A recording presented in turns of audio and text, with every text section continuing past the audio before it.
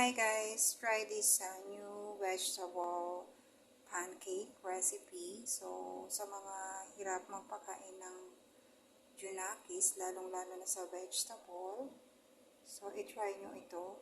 Gawin nyo siyang pancake. Meron tong shrimp, broccoli, carrots, corn, and egg. So, nag-sprinkle din ako ng sesame seeds. So, ayan guys. Binaligtad na natin.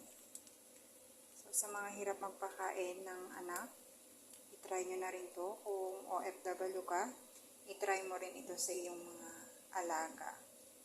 So, ma-amaze ka kasi mapapakain mo sila ng wala sa oras ng vegetable. So, ito na yung finished product.